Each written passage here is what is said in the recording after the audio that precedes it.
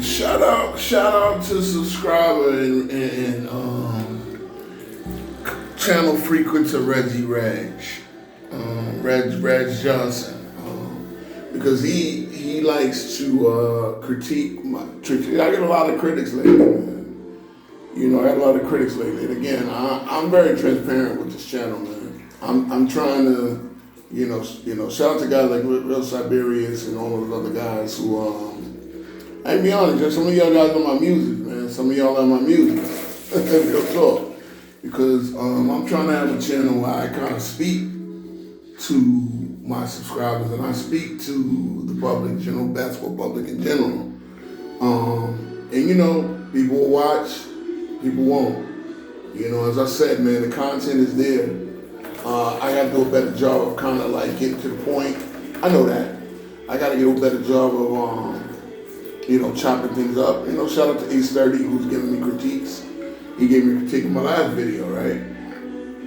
But I shout out to Reggie Reg because one thing in doing general basketball talk, I've neglected and I know this, it's really hard to get my Knicks thoughts together, so I've neglected this part of my channel, the Optimistic Knicks fan, because I really need to kind of center on this. So this is another episode of the Optimistic Knicks fan. And, based on the meme that I'm looking at, right, this is something that, number one, I want to just give a preseason report card, right? We played half the preseason games. We played the 2 in Abu Dhabi, and then we played Minnesota. Don't think we play again until Monday. And again, if anybody, like people, a regular fan will come up and say preseason doesn't matter. And that's to you. That's probably because you don't have you're not really a fan of a team, and you don't really follow a team. You just follow the league in general, and I get that. So for you, preseason doesn't matter. Well, if you're a diehard Knicks fan like myself, and some of the people I hope rock and subscribe with me, and I'm gonna do a better job trying to attract more Knicks fans, to watch my content and do Knicks segments and possibly do Knicks lives. Calling on Knicks fans, shit like that. I want to speak on my Knicks because this is what I think. Definitely a championship contention season for us. The Knicks will be in the mix. I'm not saying, well, I'm actually going on a limb and predicted that we're going to win a championship. But, I know it's a journey, right? There's a lot of things that could go wrong. There's a lot of things that could go right. And one of the things I stand on, and this is knowing that I'm a big fan of Giannis Antetokounmpo. I think he is the second best player in the NBA, right? I think he is a player that, if he is available, you should absolutely go after. But when I look at a package, number one, it makes no financial sense. Like, it doesn't work. I mean, you got Mitchell Robinson, who is on the last year of his deal, probably doing extension. OG Anunoby and Karl-Anthony Towns, who makes dollar for dollar with Giannis Antetokounmpo, and obviously Giannis at his money is more valuable than Karl-Anthony Towns at his money. That's goes without saying. Now, based on last season and what I've seen over his career, I've been a big critic of Karl-Anthony Towns, but one thing I know, one thing I see is for this championship team, I think he's a terrific fit, right? I mean, he's gonna be, obviously, Giannis is a better player. Don't get it twisted, Giannis is a better player. But I think I think for the purposes of pursuing this championship, Karl-Anthony Towns is a better fit right now for the roster that we have. And there's a reason why I feel that way. I think that. Giannis, and this is the thing, if you traded Giannis, OG, and Cat, you're getting what these three players bring into one. You're not getting the 3-point shooting from Giannis that you would get from Cat. You're not getting the foul shot. You're not getting the 80% free throw shooter that Cat is. Obviously, you're pretty much, he's probably a better free throw shooter than Mitch at this point. Probably a better defender. Slightly. Obviously, definitely more durable. but then you're also putting your eggs in one basket. Giannis gets hurt, which he does have a history of doing, including last year.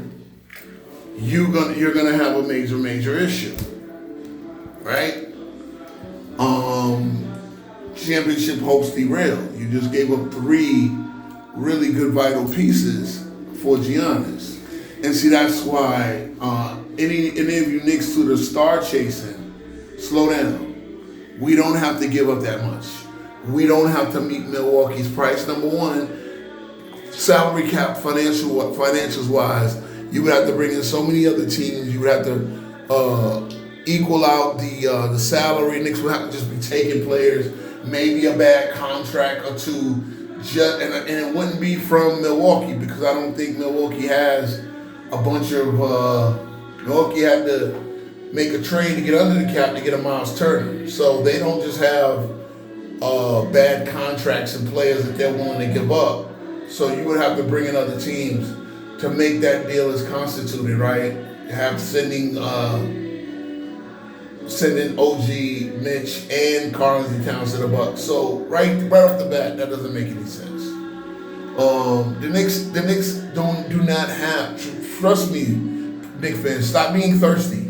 We don't the difference between. And again, there is a difference, but it ain't that big to warrant giving up OG and we can get you 18 with all NBA level defense, and the same thing from Mitch, who has slowly become one of the best rebounders in the game, even on the defensive end now, and is an all NBA level defender as well, I believe.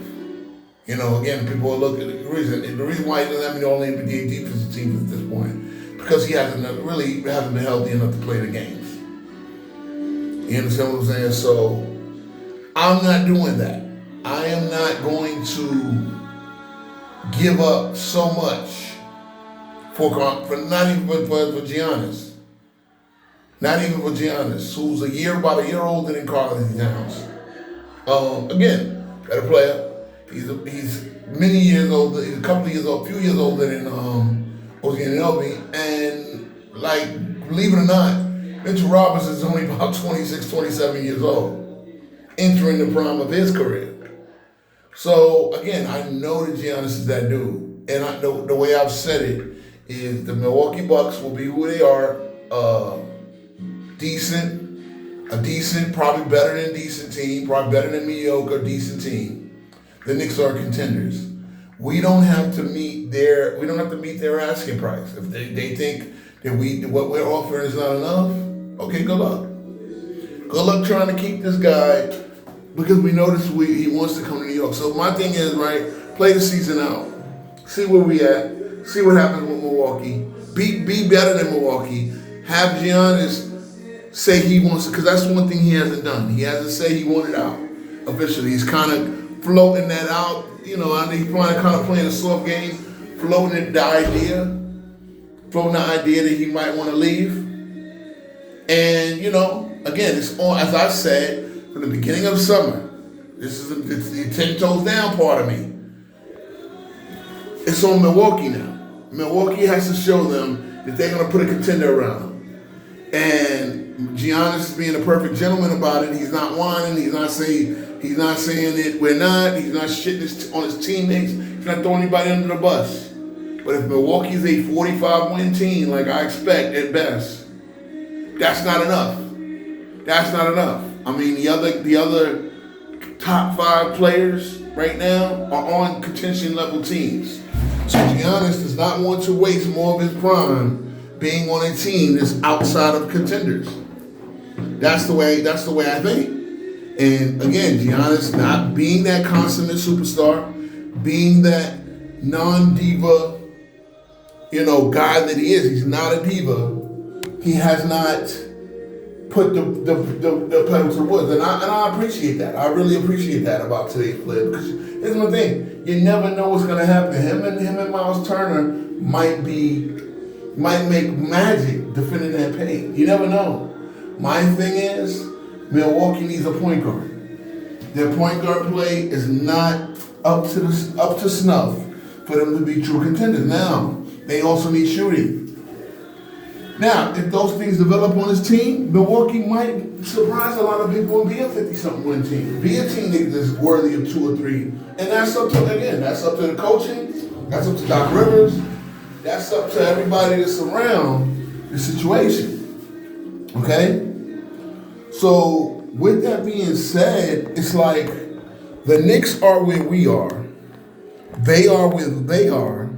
And we don't have to act like a second-class organization that Karl Anthony Towns and JB are not good enough 1 and 2 punch to where we would have to give up the entire show just to get Giannis, who probably would make the Knicks a better team at the top, but you might be paying a price as far as your roster can makeup goes. And that's been my thought. And again, if you're talking about someone who, again, I'm very objective. So I'm a big Giannis fan and would love for him to be a Knick, possibly before he retires. But I'm going to see how this plays out. I would not make a move like that, I think the Knicks need to make a move like that until the off season. Okay, so at this point of the game, and again, like I said, if we were going to make a blockbuster deal like that, my thoughts were it should have been in the off season. It should have been before training camp. You understand what I'm saying? Once training camp started and preseason games started, now don't unless the Knicks are somewhat disappointing, and so are the Bucks, then you explore that deal. You understand? Like, wait till about Christmas time. And if both teams are disappointing and Giannis is going getting restless and thinking that the Knicks just, I'll put it this way, the Knicks wouldn't be disappointing. The Knicks wouldn't be disappointing. And I don't think there's no chance of us being disappointed, but let's just say we are. Let's just say we have an injury or two that kind of messes up the chemistry or whatever. Then you go to Giannis' route. But as of now, stand pat, because I think that was one of the issues last year. We waited late in the game and we traded for a Karl Anthony Towns. We traded for Karl Anthony Towns. Which I knew was being an upgrade, but it also hurt team chemistry a little bit. This was not the plan in the offseason. This is not exactly what. So we made. And again, I get the reason why we made it. We made it from a salary cap perspective as well. We made a late in the game trade. And I think the Knicks got off to a somewhat rocky start. But, they picked it up, and, while I expected the Knicks to be 55 wins and up, we wound up winning 50 games, which, 4 or 5 games here and there, we still got to the conference finals. It still was an overall successful season, it could have been more successful. But again, I feel we're championship contenders. Championship contenders don't make those type of moves this late in the game. So there's no need to push the envelope. Obviously, it's being reported that we talked about it in the offseason. It didn't happen, and that's that. There's other Knicks channels that are saying, "Oh, same old Knicks." No, there's other ones that are patient and understand this. We're not at that point where we're desperate. We are contenders without Giannis. There's no doubt about that. So we don't have to be desperate for a superstar to become a contender, because it's not just about superstar. I get having a superstar makes it easier to actually go and win that championship. I get it.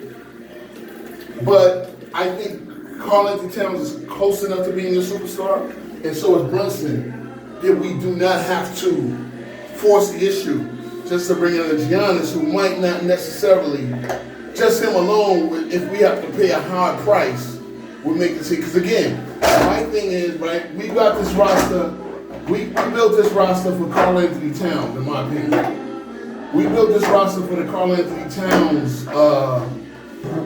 JB 1-2 punch. We didn't build this roster for JB Giannis. You would need a whole lot different things. And like I said, if you're talking about paying the Mitch, OG, and if you're talking about paying the price of Mitch, OG, and Karl Anthony Towns, which again, like I said, doesn't make salary cap sense, we be shedding a lot of salary, but we be giving up 3 vital players just to bring back one. I would have to understand who would be the throw-ins that the Knicks would need. So at the end of the day, like, I'm not just playing that game because it doesn't always work. You might make the team worse overall, chasing the better player. I get rule of thumb. You make a trade, you get the best player in the trade. Usually it works out. But this is a different game. This is not the same game in this NBA. Like, you can't have paper thin rosters. You can't put all your eggs in one basket. This is why these super teams and these exorbitant salary, top big 3, they don't work. They don't always work. A lot of times they just flat out don't work. They flat out fail. So that's what I'm saying. That's where I'm at. Now, report card. Like, what have I noticed with the Knicks so far in preseason? I haven't even been able to watch a full game. Only like kind of highlights and replays. For what it seems like, the Knicks look pretty good. They look pretty good. Obviously, Brown didn't call any plays against Minnesota. He let them go freestyle. He let them, he didn't call any sets, and he just let them kind of figure out on the basketball court. I like that. I actually like that. And the Knicks look bad, right? The starters look bad. But at the end of the day, what was encouraging is the Knicks' big 2 of Karl-Anthony Towns and Jalen Brunson went 6 for 25. And yet, when the starters were out of the game, Mitch only played basically a quarter, a little bit over that. The Knicks were in striking distance. And then the bench came in and went on a quick run. They turned about an 8-point deficit into a lead. And the game went to overtime, and the Knicks prevailed. So it shows you that they addressed the depth issue. Beating Philly with no Embiid, no George. Look, Philly's going to have a lot of no Embiid, no George. So I don't want to hear it. Philly is a team that people think could actually do something. I don't see it. Because I already know that Embiid and George are going to play a limited amount of games, even if optimistically they're going to play a limited amount of games. So, it is what it is. No Philly fan can give you that excuse because it's not going to be, So the Knicks won the back-to-back to home in the 2 games in Abu Dhabi, and they look pretty good doing it. Again, this is about developing a lot of players. This is about like I said, all 15 roster spots are important. A lot of casual fans think you can waste roster spots on contenders. No, you can't. You can't have projects on contenders. You have to have people that are willing and able to contribute when called upon. There's a reason why we have 15-man rosters now. There's a reason why. Okay, I have people telling me that you don't bring 15 guys to play. Yes, you do. Yes, you do. You might only be able to dress 13. I'm not even sure what the rule is. But it's a 15-man roster now. It's a 15-man roster. And 15-man rosters are important. Using all the spots wisely on your 15-man roster is very important. Because this is why certain fans will say, well, he's injured. Well, yeah, you know what? Your team couldn't sustain injuries because they did not use their 15-man roster wisely. They just had guys that they did not need. If you're a contender, your 15-man roster, I'm telling you this again, Knicks fans. If you're a contender, which the Knicks are, your 15-man roster and the development and the roles on your team is important. So, again, as I said, and I told FYF, who was trying to troll me, well, he asked me who's the 15th man. I said, we have a battle for the 15th man between Garrison Matthews, Landry Shamet, and Deuce McBride. And, the Knicks are trying to work out a trade, and maybe they move two of the rookies for either future draft picks or kick the can down the road so we can fit these guys. So we're trying to trade Kolick and we're trying to trade Pacome Dadier. And again, I would like to see those guys possibly succeed as Knicks, but I've been a fan of Malcolm Brogdon since he was Rookie of the Year. Okay, so to have Malcolm Brogdon at the rate we do for 1 year, training camp invite contract, I would love to see him get a roster spot. He was one of those guys that led the charge. I would love to have him as my backup point guard. He would be backup shooting guard, point guard. Between him and Deuce, they would share the load. And if anything ever happened to the captain, you would have your answer right there. Now, Malcolm Brogdon's been hurt a lot himself, so you would hope that, any injuries would not coincide. But, yeah, again, that's what I'm saying. Garrison Matthews, Landry Shaman, the guard depth, the big man depth, everything matters here. So, the Knicks are looking good in the preseason so far. Not perfect. Things we got to work out. Let's see what we got. I'm going to give us an A- so far for the preseason. I want to see a clean blowout, one of these games. We're going to play I forget who we're going to play. Really just line them up. Whoever's in front of us, beat them. Blow them out. Start off like 10-1, 12-1, 15-3. Shit like that. That'll make me feel good. So, yeah, man, this optimistic Knicks fan knows that we're contending this year. I predicted us to win 62 games, breaking a franchise record, and getting through these playoffs. The East, Orlando looks pretty good, but when I look at their roster top to bottom, I know we have a better bench than Orlando. I think we're more able to sustain injuries than other teams. So there we are. And like I said, as an optimistic Knicks fan, what I'm saying is, as this optimistic Knicks fan, stop acting like second-class citizens. We're not. We're at the top of the league right now, and let's take it. Peace.